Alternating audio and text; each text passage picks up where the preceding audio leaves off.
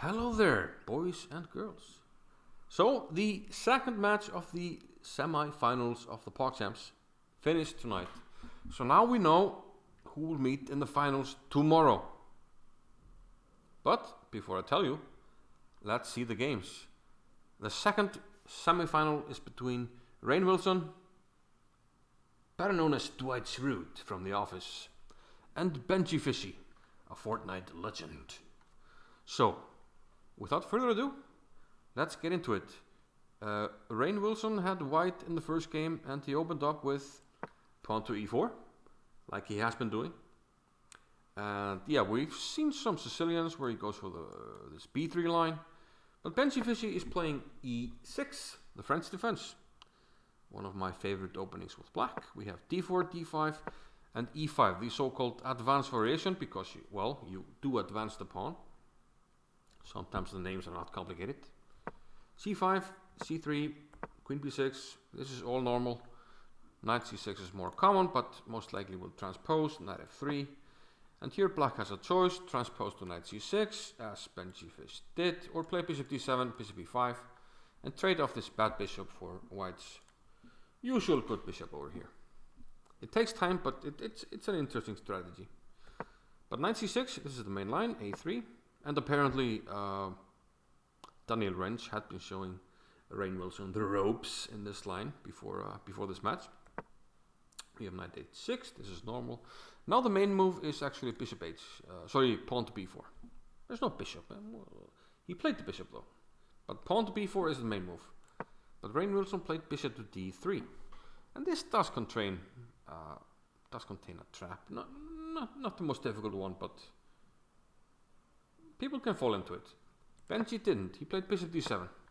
But the trap is obviously you can't take this pawn, because at the end of it, white will play bishop b5, it's check, and I win your queen. No. Can't do that. So, bishop d7 first. So now there will be no check at the end of this line, so we're threatening to win the pawn on d4. And Rainn did not want to lose the pawn, and he played bishop c2. Note that we can't really take on h6. First of all, it's not too bad for black, even though he gets double pawns. He fiancheros and sometimes even castles. But more importantly, the pawn on b2 can be taken first because the rook is attacked. So bishop c2, and this is all fine. Takes. Knight f5, pressure on this. We can't play bishop e3 because of the pawn once again. So we have to take on f5. So black gets double pawns. But this is actually a very interesting position, one that I play with black. And usually the bishop goes here. Black will play moves like very often a5, bishop e7, and sometimes expand here on the king side with h6, g5.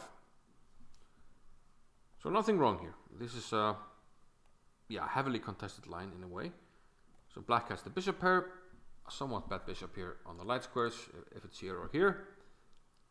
But some dynamic potential, so it's interesting play.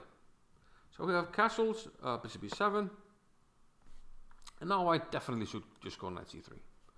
But we have b4.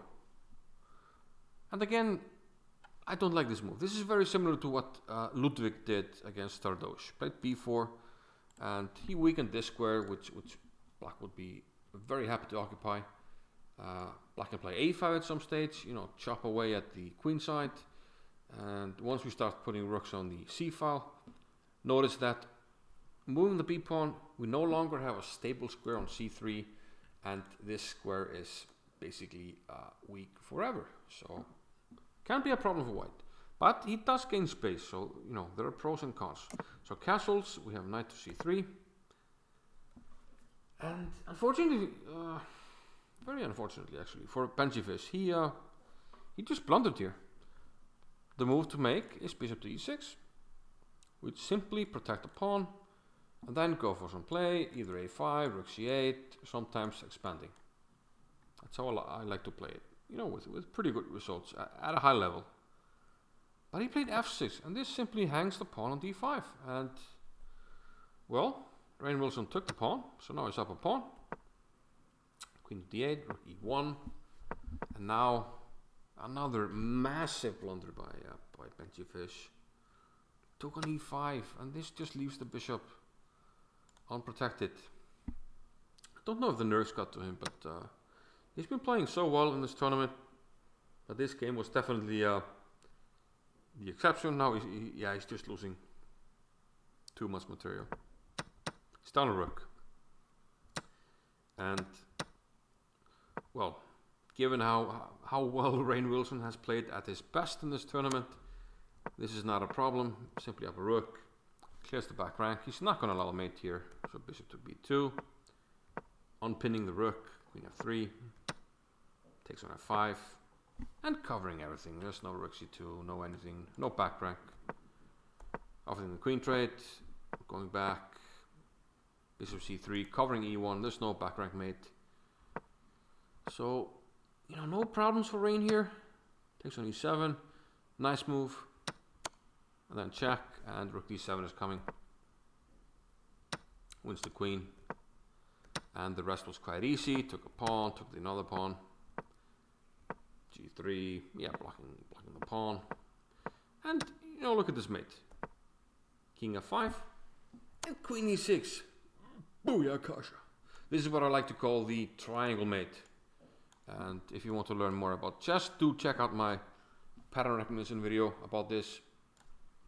It's called the queen triangle. The queen covers this triangle here with the red squares, and the bishop covers the rest, the green squares, and it is checkmate. So a very nice mate. How to mate with a queen. Very well done indeed. So, a nice clean win by Rainn Wilson once again. But we've seen this pattern that the second game tends to be not so good by Rainn. Let's see how it does on this one. So Benjyfishy opens with knight to f3. We have d5, d4, which now transposes into a queen's pawn opening. Without this pawn, this would be more of a reti. Usually g3, bishop d2, something like this. But d4, it's now a queen's pawn opening. And, well, everybody and their mothers are playing bishop f4 here. The London system. But Benjyfishy goes for c4. More kind of mainline stuff. Now c6 by Rainn Wilson, the so-called Slav defense. e3 and bishop g4. This is not the most common variation. Black gives up the bishop pair, but he's very solid. After queen takes f3, he plays g6. And he's kind of playing in the style of former World Championship candidate Gadakamsky. I don't know if he knows about it or not, but Gadakamsky likes to play like this. Put the bishop on g7, and then put all the pawns on the light squares. The super Capablanca rule. But Rainn, he didn't play a6 though. Knight b7, b3, very solid by Benjyfishy. You can play bishop e2, maybe bishop a3, hit this diagonal. So white has the bishop pair and is very solid. White can think about breaking the center with e4.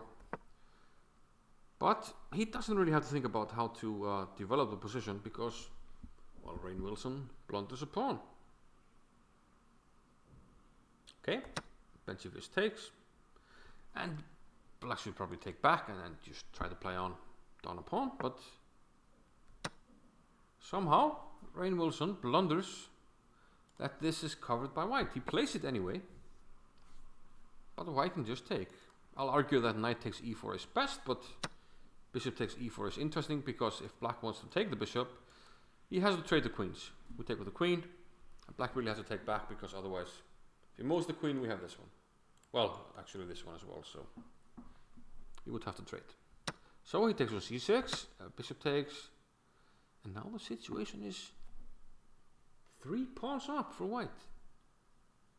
So Rainn Wilson somehow goes from a very solid game, almost without a mistake, to losing 3 pawns in 15 moves. I mean, can happen in the PogChamps, but we're seeing a pattern here. I don't know what to say. I don't know. Are we throwing for content or is he this inconsistent? Well, let's see. a4. Nice move by Benji.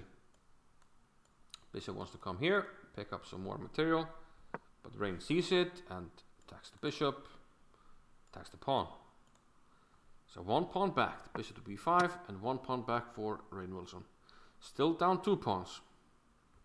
Benji attacks the queen, plays a rook c3, offers the trades. He's up 2 pawns, so offering trades is good. a5, bishop c4, pinning the knight, queen back, trade, not necessarily great because the bishop pair is an asset, but he's following principles. He wants to trade because he's up material. So he does trade. You know, it's a bishop for a knight. It's an even trade. But here, a blunder again. Bishop a3.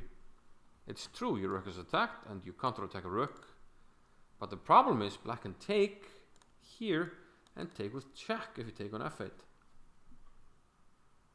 And this is completely winning for black. But the Rainn misses it and he moves the rook. Plays rook after e8. So missing a lot of things in this game. After not missing too much in the first game. So rook c2, queen to a4. Double attack, attacking the bishop, attacking the rook. The wimpy move is to play rook a2, defend everything. But Benji, he plays energetically. Rook c5, counter-attacking, and takes on d5. It's true, we lose the bishop, but we got the knight. So equal material, and we are still keeping an eye on the a5 pawn. But here, Benji gets too eager to trade. We need to cover the a pawn. He's too eager to trade, he takes on d8. Many moves here. You can play rook b1. Put it here. You can play knight f4. You don't have to worry about the back rank because you have Luft here. So now he just loses the a pawn, which was not necessary. So now all of a sudden we have actual counterplay for black. The a pawn can become dangerous. But okay, Benjyfishy recovers rook b1, gets the rook active. But no, not queen e2. Get the rook active. Rook b7. Pressure here. He's getting too passive. He's trying too much to hold on to the material. Still, we're down to only a pawn now. Still too passive. Bishop d6. g3. Maybe black can take and hold, but he plays g5. And still too passive, knight e3. He had to be active. Knight here. What's wrong with it? Nothing. Maybe d5 is coming, opening up for the queen with a threat. Black can't play this. It looks tempting, but we can just take it. And it's made because of the knight. So the knight on h5 is much more active. Also some checks here that could be important. But knight d3. Passive again. Queen d7, hitting the pawn. The king protects. Rook a8, so now Rainn wants to push the pawn. Let's see. Queen b7, we have the trade. King g7, h4. It was probably better just to hit the bishop. I know the a pawn looks very scary, but I think we can just even something like this. You know, a pawn looks very scary, but look at this. The rook and the knight are very sneaky because now the knight covers the rook. And if you take, guess what? We are in time. Covering queen square. And we have a lot of pawns, so like even if black was able to maneuver the bishop and win our pawn, we have 5 against 1. So we're never losing. But okay, h4, Rainn should take, but he allows h6, d5, king comes. The a pawn starts running, we have a trade, and the a pawn keeps running. The a pawn. It's very dangerous, but we have 4 against 2 here. This should be a draw, but Benjyfishy needs to win. So let's see, he goes for the a pawn with the king. But that's the wrong strategy. And black's king wins a pawn and comes in. Benjyfishy goes for the pawn. But Rainn is in time. He's winning the pawn here. Good move here, trying to postpone it, but we win it anyway. Wins the pawn. King e5. It's usually better to stay on the other side. To stay on the opposite side of the king. King e5 is still winning. But after king d3, we have to go here and here. And Rainn now blunders f5. Actually, it doesn't matter because a draw will see him through. But f5 is a blunder because now white has the opposition. And this king and pawn endgame is a draw. f4 check. King f2 is fine. King here. But no. Opposition, guys. We have to study the endgame. But he loses the opposition. Plays king g2. And now the king gets in. And Rainn, well, he does not mess this up. King f1, king f3. Opposition for Rainn. King g1, king here. Outflanking. And bringing the pawn down. So he makes a queen. And this should be easy. Right. Unless you want to throw for content. I don't know. One would assume that Rainn Wilson would know how to checkmate with a queen. But he claimed not to. This is basically mate in 3. Cut the king off. Queen here. Cut it off on the 8th. Bring the king. Mate in 3. Mate on b7. Okay, doesn't do that. Brings the king. Again, we play here. Basically cut it off. Decent move. Again, cut it off. Bring the king. Mate in 3. No. Queen c6. Which is actually a fine move, because whenever you play this check, you can cut off the king next move. So again, you can cut off the king. Bring the king. This is like mate in 4-ish. Mate probably here. But no. He plays king c5. Stalemate. Was it stalemate for content? I don't know. All I know is that the chat on Twitch kept spamming paid actor.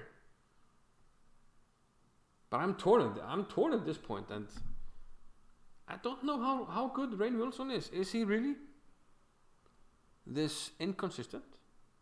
You know, flashes of brilliance and then huge blunders. Or is he trolling? I honestly don't know. I'm leaning towards the second, but I can't say for sure. I guess we'll find out in the final tomorrow. Sardosh against Rainn Wilson, which I predicted after the group stage. And here it is. The Prophet. Zibbet. We'll see tomorrow. I'm not going to make a prediction for the final. I think if Sardosh keeps it together, stays focused, doesn't get intimidated, and doesn't lose his nerves, he should win. But maybe Rainn Wilson is better than we thought. I guess we'll find out tomorrow. I'll be there, and I hope to see you there. Thank you for watching. Bye bye.